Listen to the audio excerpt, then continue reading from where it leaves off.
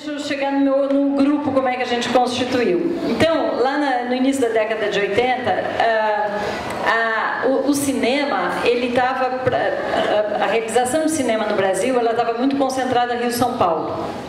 Quando a gente começou a fazer, o primeiro curta que eu fiz foi em 84, mas o Giba, o pessoal já tinha feito Deu Pra Ti, que é um Super 8, que se vocês tiverem a oportunidade de ver, assistam, que esse é um dos motivos porque eu fui fazer cinema ao assistir o Deu Pra Ti, porque é um filme que fala da gente, falava da minha geração, era quase que um testemunho assim, da nossa história. Então eu via que era possível fazer um cinema que pudesse falar da gente, né? E nessa época também o teatro aqui era muito forte isso, né? Da gente, a gente tinha 20 anos na época e assim, a gente achava que nós queríamos fazer alguma coisa que contasse a nossa história, não ficar falando de alguma coisa que a gente não soubesse o que era. Então foi aí que a gente começou a buscar essas formas de fazer.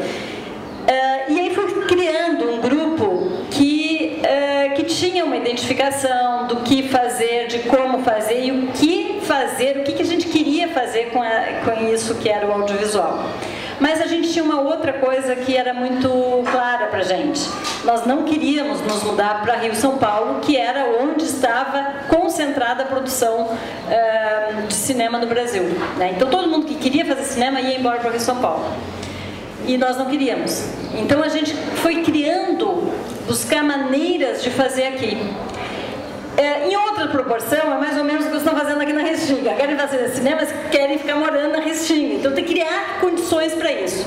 Então o que a gente fez? Nós fizemos aqui no Rio Grande do Sul, aqui em Porto Alegre, a gente criou uma associação de cineastas, a gente começou a organizar e buscar verbas públicas, né, no governo, criar projetos para o governo para ter dinheiro para fazer cinema. A gente foi juntando assim, todo o equipamento, na época era só película, né? Então todo o equipamento de cinema que estava distribuído em várias secretarias do Estado para concentrar tudo numa, que era o Instituto de Cinema, que existe até hoje, botar todo o equipamento lá para ficar à disposição dos cineastas. Então várias ações que a gente foi fazendo para criar condições de fazer cinema no Rio Grande do Sul. Aí assim, bom, não tinha escola aqui. Eu não fiz escola de cinema também porque não tinha escola aqui.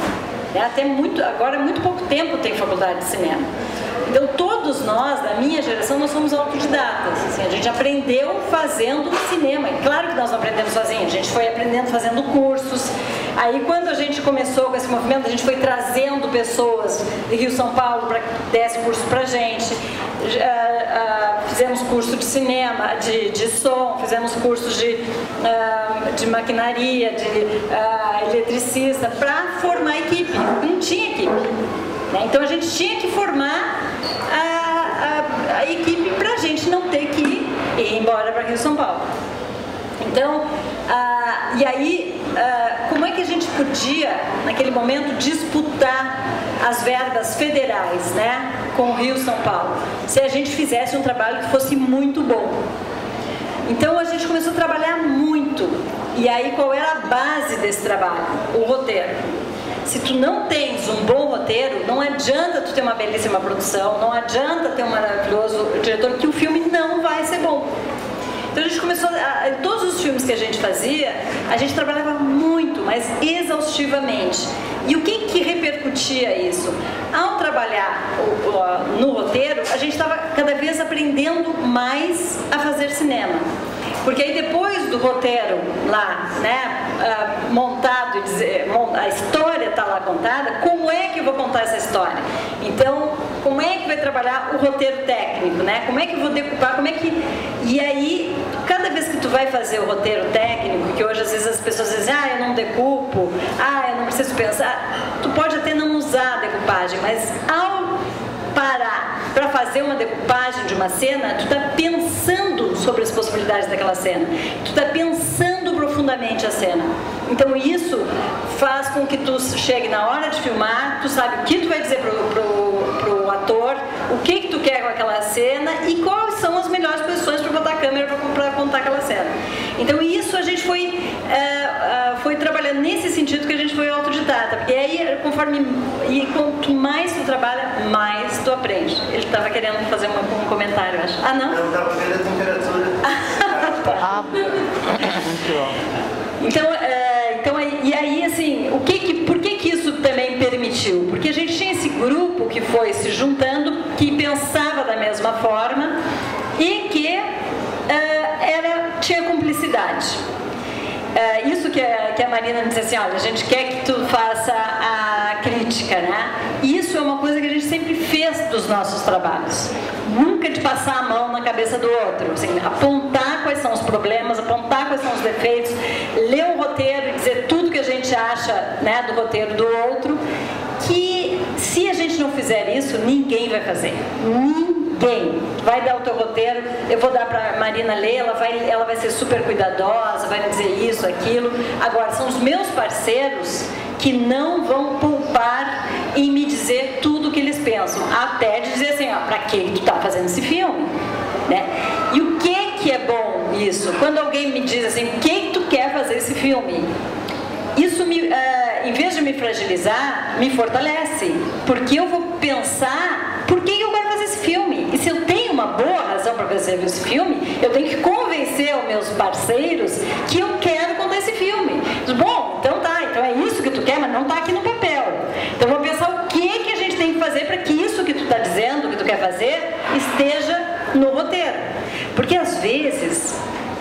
Agora eu já estou fazendo um parêntese, mas o que me incomoda muito, às vezes as pessoas botam, né, seus roteiros para participar de concursos e o concurso e não ganha. Então todo mundo é culpado. O júri que estava lá, que não selecionou, que não entendeu a maravilha, né, a minha obra de arte. Aí, comigo aconteceu isso com 3 Minutos, que foi esse filme que foi para Cannes. Eu botei em 5 concursos. Nenhum filme tinha... Botei em 4, né? Ganhei no 5º. E eu tinha certeza que o filme era bom. Aí um dia eu conversando com uma pessoa que tinha feito parte de um júri, eu falando do filme, eu não sei o que acontece, que o filme nunca é selecionado. E aí comecei a falar do que eu achava, o que ia ser o filme, né? E esse que era um amigo meu que tinha sido feito parte de um júri, ele me disse assim, isso não está no roteiro. E aí opa, eu tenho que reescrever o roteiro. Porque não adianta tu ter uma ideia maravilhosa se ela não está ali, se ela não está no roteiro. Teus parceiros não sabem o que tu queres, né? A quem vai te dar o dinheiro para fazer não está entendendo a tua genialidade, né? Então a gente tem que ser humilde para trabalhar muito e pensar, e aí dá para o outro ler e ver se o que a gente está querendo dizer está ali. Às vezes não está. Então isso é fundamental assim, para a realização de um filme. Agora já fui lá para outro caminho, já me perdi.